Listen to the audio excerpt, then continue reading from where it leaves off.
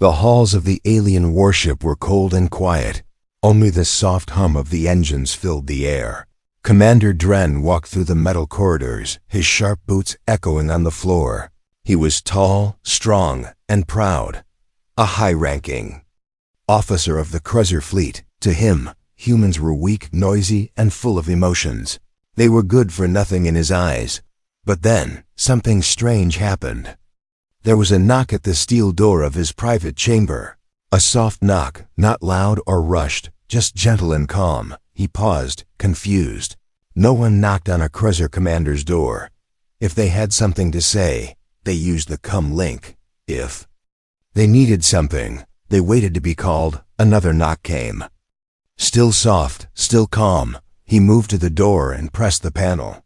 It slid open with a hiss. In front of him stood a small human girl. She looked about 20 Earth years old, with pale skin and short dark hair. Her clothes were simple and old. Her eyes deep and quiet. She looked up at him and said in a soft whisper, "I can cook, I can clean, I can be quiet." Dren stared at her, confused, no fear in her voice, no trembling in her hands. She just stood there, calm like still water. "Who sent you?" he asked sharply. "No one," she said. "I came on my own." He scanned her quickly. No weapons, no ID chip, no record of her entry. This should not be possible, but here she was. A small human girl at the door of one of the most dangerous ships in the galaxy.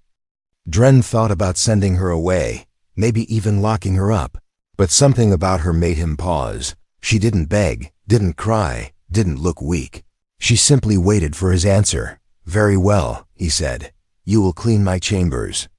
She nodded once, entered the room quietly, and the door closed behind her. For the next few hours, she moved silently.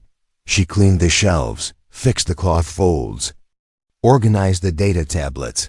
Not once did she speak or ask questions. She moved like she had lived there for years. Everything was placed perfectly, cleaned properly, handled with care. At mealtime, she entered the kitchen unit and asked, "May I cook something?" Dren laughed. "We have nutrient packs. Humans cannot eat Kreuzer food," she replied.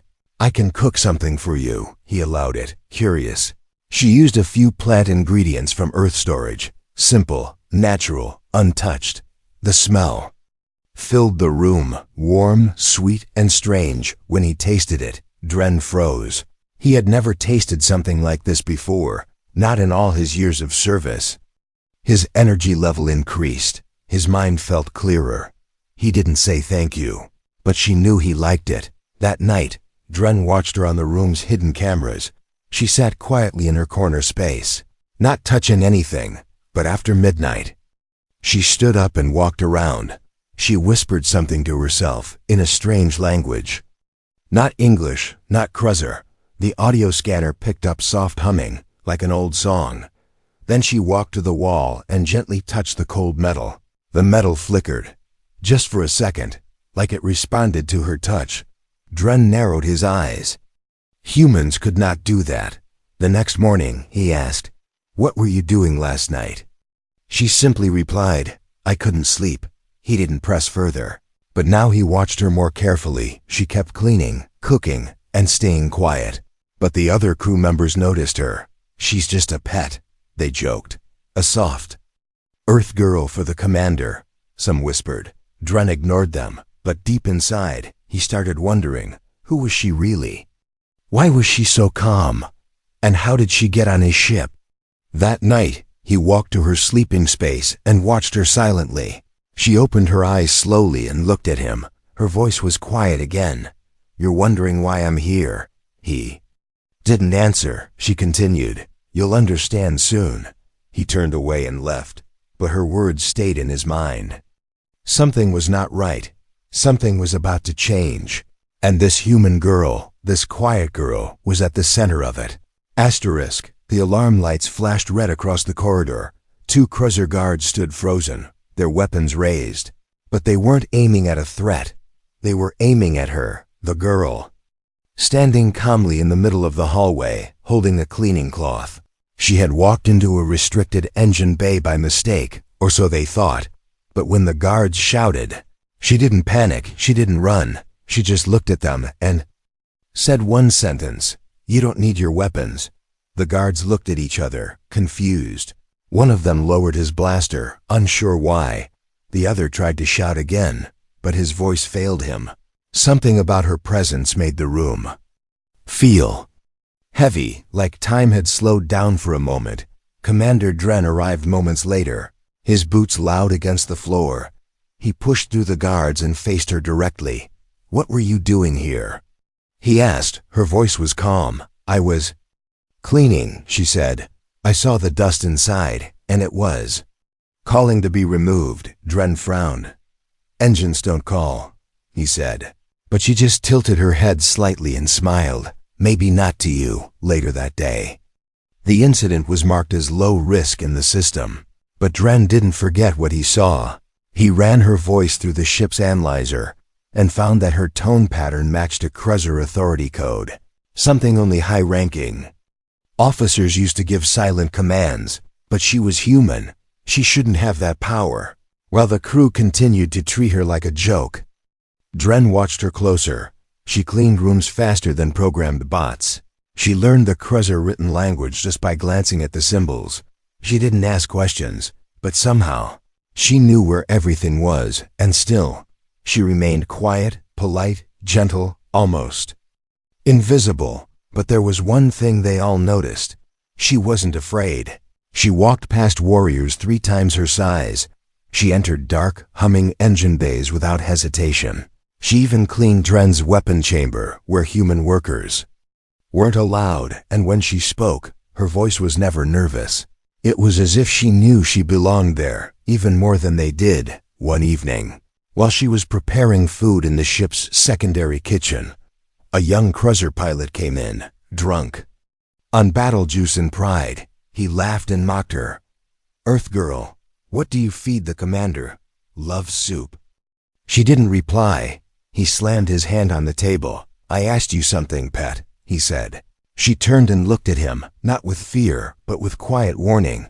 Then she said softly, "You should leave." He laughed again and grabbed her arm, but in that same moment, he collapsed, frozen, eyes wide, gasping for air. No one saw her touch him. No weapon, no strike, no move. Just a whisper, "I told you." Dren was called immediately. He reviewed the footage again and again. The cameras showed her standing still, the pilot falling on his own. Nothing in the system explained what had happened. The pilot recovered, but couldn't speak for 2 days. When he finally did, all he said was, "Don't go near her." The ship became quieter after that. Crew members gave her space. They no longer called her pet or servant.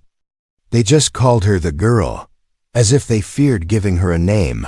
Dren invited her to his command chamber one evening. The stars outside the window looked sharp and cold. He stared at her, wondering. She stood silently, waiting. Then he asked, "Who are you?"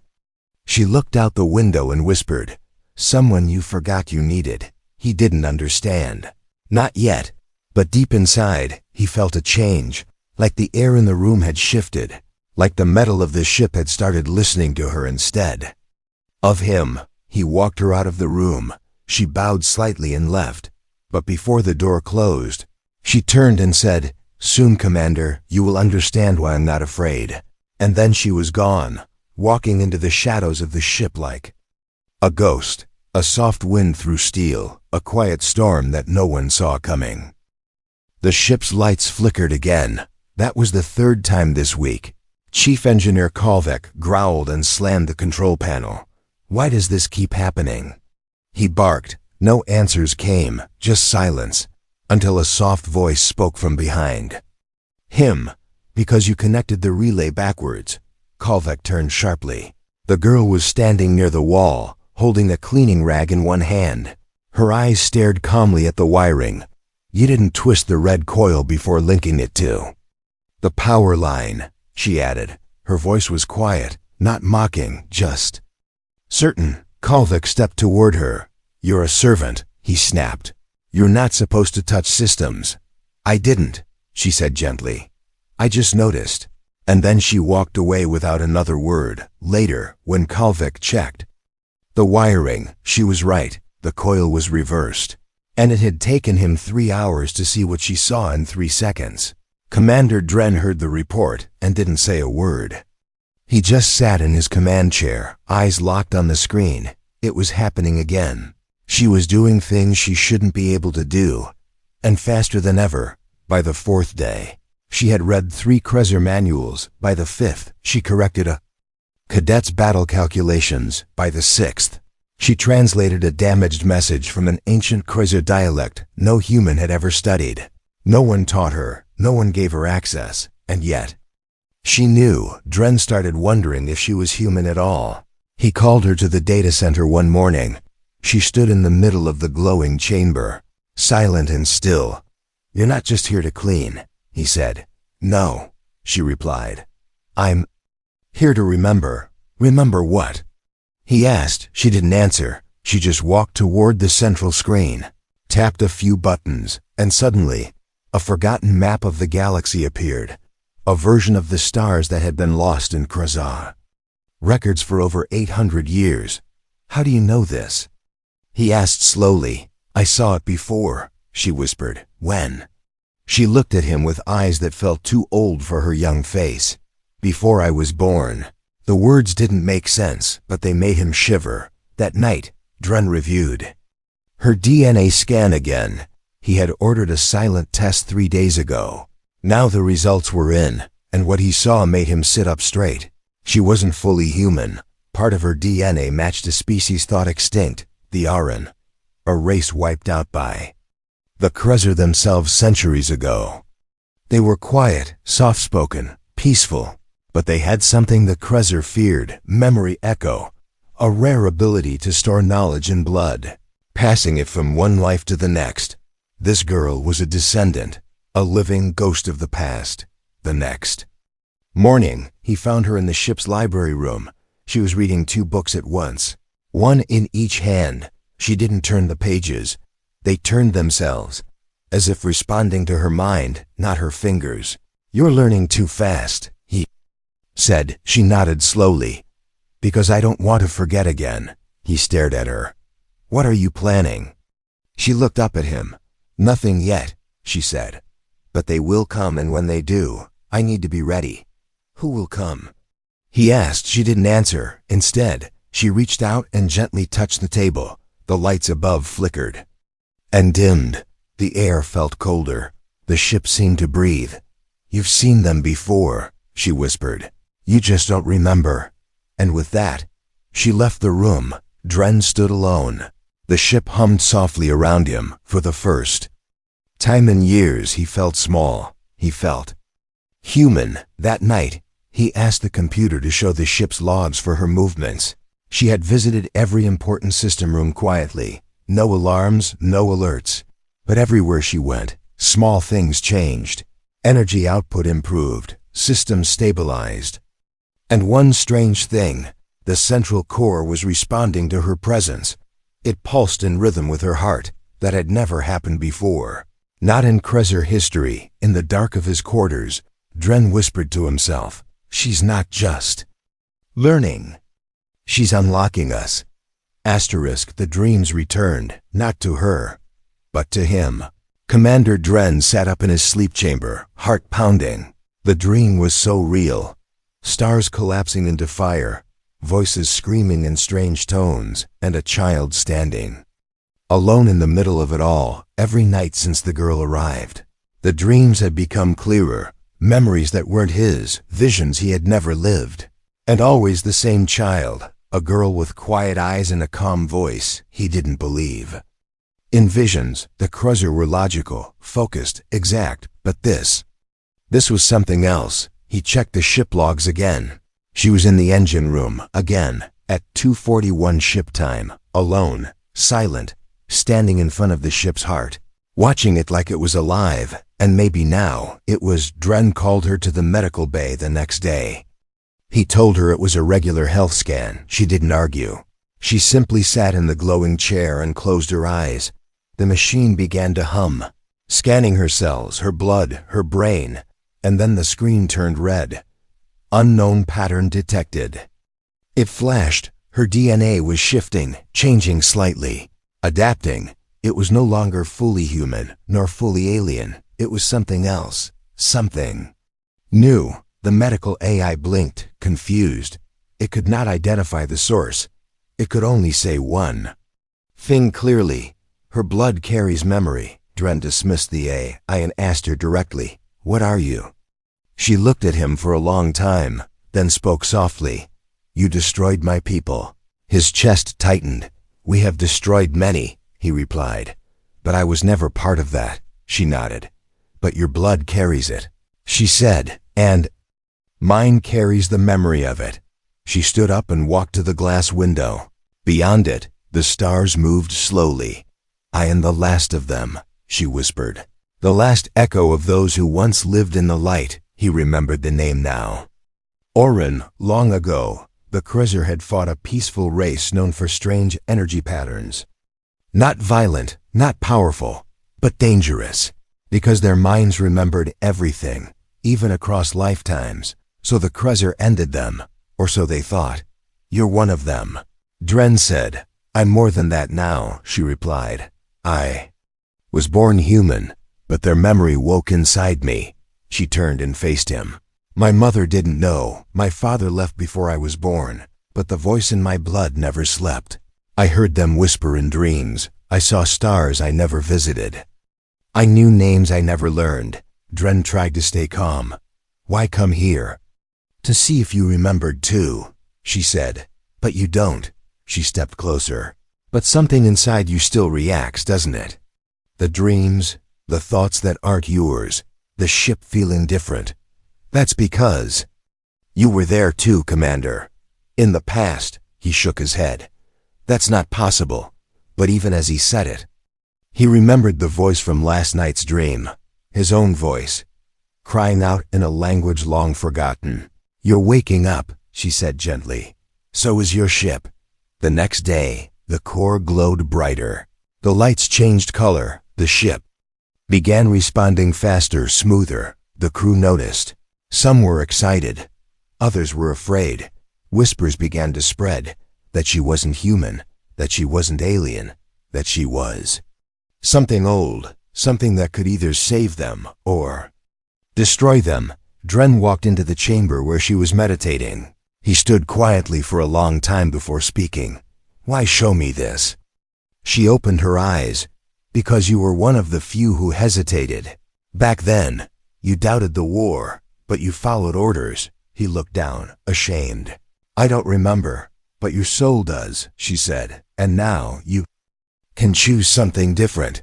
Outside, a signal appeared on the edge of the ship's sensors. An old, dead signal. A beacon from a lost orange ship that was never supposed to exist anymore. And yet, it was calling. She stood beside Dren and looked at the screen. "It's time," she whispered. "You'll understand everything when we reach that ship." He nodded, not because he understood, but because for the first time in years, he wanted to.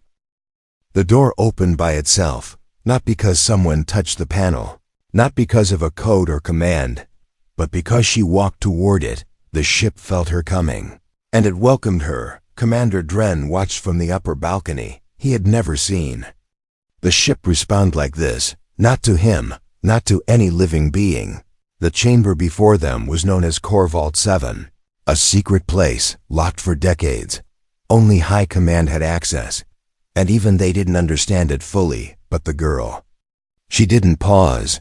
She stepped into the chamber as if it belonged to her, as if she had been born there. The room was round wide and alive with soft glowing veins in the metal. In the center pulsed a sphere of pure energy. The true heart of the ship. It throbbed slowly, like a living thing. And when she approached, its rhythm changed. It began to pulse faster, warmer. The crew watching from the monitor rooms whispered. "It's reacting," one said. "She's sinking with it," said another. But no one knew how. No one knew why. Dren walked down into the chamber, the metal floor warming under his feet. He stopped a few steps behind her. "What is this place to you?" he asked. She didn't turn. She just whispered, "It remembers me." He stared at the glowing sphere. "Remembers what?" She finally turned her head slightly. Before this ship was metal, it was light. And before it had a captain, it had a purpose, when it forgot. She reached out her hand, fingers glowing faintly. As her skin touched the edge of the core, the lights above flickered. The walls vibrated softly. The ship sighed. Screens all across the vessel glitched for a second. Old maps appeared, ancient. Data logs opened themselves. The crew panicked, thinking it was an attack. But no system was harmed. In fact, everything ran better. Faster, cleaner, alive. Dren stepped closer, his voice low. "Are you controlling the ship?" She shook her head. "No," she said. "I'm reminding it." And the core glowed even brighter. Images filled the air. Holograms from long ago, battles in forgotten star systems, worlds now erased. And in the middle of it all stood the Auran, her ancestors, not fighting, but guiding. The Auran didn't build weapons, she said. They built memory. They built ships that could learn, love, and dream. But your people broke them, reprogrammed them. They turned hearts into engines. Dren looked around. Was that true? Was this entire warship once a living memory vessel? He asked, "Why are you showing me this?" She looked at him, and for the first time, he saw something behind her eyes. Not power, not threat, but hope. "Because it's not too late," she said. "This ship can remember who it was. And so can you." Suddenly, an alarm echoed. Across the chamber, a red signal flashed on every screen. An unknown ship had entered their star sector, old design, non-Krezer. It was Auran. How was that possible? A voice shouted over comms. They were extinct. The girl's voice rose gently through the noise. "No," she said. "They were sleeping. And now they heard me." She stepped away from the core. The pulse remained strong and bright. But now it beat in rhythm with her. One heartbeat, one light. Commander Dren gave the order to open communications. But before anyone could speak, a voice came through from the unknown ship. Calm, ancient, and filled with emotion. "You have one of ours," it said. "Return her, or face the truth you buried." The room fell silent. Dren looked at the girl. Her face was calm. She whispered, "I knew they'd come." "Are you afraid?" he asked. She turned to him. "Not anymore." And somewhere deep inside the metal of the ship, something else woke up. Not code, not wires, but memory. Asterisk. The sky outside the viewing deck was no longer empty. It was filled with a ship no one could name. It floated like a shadow made of stars. Silent, glowing softly, as if it wasn't there at all. But it was real, and it had come for her. Commander Dren stood frozen, staring at the shape through the glass. The crew whispered behind him. "This is not Krezer tech. It's older than our maps. It's watching us." The girl stood beside him, calm as ever, her hands folded, her voice low. "They were waiting," she said. "Not dead, just hidden." The voice came again, not from speakers, not from the system, but from every part of the ship. Through the walls, the lights, even the floor. "She is not yours," it said. "She belongs to the first memory." The crew panicked. Weapons were armed, shields raised, alarms rang. But she raised her hand, and everything stopped, the alarms. Silenced, the lights steadied. Her voice was almost a whisper. "Do not fight them. They want you back." Dren said slowly. She nodded. "They think I'm one of them. Are you?" he asked. She looked at him. "I was born human," she said. "But I carry more than human blood now. I carry something they lost." She walked to the center of the ship, to the glowing core. The heart pulsed gently, alive and watching. She placed her hand on it, and images filled the air again. A city of light, a planet covered in silver trees and floating bridges, children laughing, stars singing, and then fire, Krezer ships, weapons, silence, all of it erased, all of it gone. But one memory survived. Her Dren turned to her. "You're not a weapon," he said. "No," she replied. "But I could become one." Outside, the ancient Auran ship sent a final message. "Return her," it said, "or the silence will take you too." The Krezzer Council appeared suddenly on the main holoscreen, their faces cold, expressionless. "You are ordered to surrender the anomaly." They said. "She is not yours to protect." Dren stood tall. "She is under my care," he said. "She is part of this ship now." The Council's eyes narrowed. "You are disobeying direct orders. You are risking everything." "She saved this ship," Dren replied. "She repaired our systems, restored our core, brought peace to a vessel made for war. And you want me to throw her away because you fear her?" The screen blinked off. The threat was clear. They would come for her, Krezzer against Krezzer. Later that night, she stood by the observation glass again. The orange ship was still there, waiting, watching, breathing stars. "You don't have to fight them," she told Dren. "I can go." But he shook his head. "You didn't come here to surrender. You came here to show us something." She smiled softly. "A heart can beat inside a ship," she whispered. "Even one made for destruction," he nodded. "If war comes," he said, "I will stand beside you." And then, deep in the engine bay, a signal flared. Another Krezzer ship had entered the system. This one not peaceful, this one armed. They had come for her, but they had come to erase, not rescue. The Krezzer warship approached fast. Its black body split the stars like a blade. Silent, massive, without warning. It didn't come to talk. It came to erase. Inside Dren's ship, the alarms remained off. Because she didn't allow them to scream, she stood at the heart of the vessel, calm still, eyes closed. Her hand rested on the glowing core, and the ship listened to her heartbeat. Like a child waiting for its mother's words, Commander Dren stood beside her, armored, prepared, not to fight her enemies, but to protect her choice. "You still have time to run," he said. "I won't," she whispered. "Why?" She opened her eyes and looked at him. "Because I've already chosen." The Council's voice filled the ship again, cold, demanding. "Surrender the girl or face consequences." The orange ship, still watching from a distance, sent a final message: "Return her and we will keep her safe." Two enemies, one offering peace, one offering war, both reaching for the same girl. But she turned away from both and walked to the ship's command seat. She didn't sit. She simply placed her hand on the surface, and for the first time in its long history, the ship called her captain. The lights pulsed, systems bent, metal hummed. The vessel was no longer Krezzer, no longer warbound.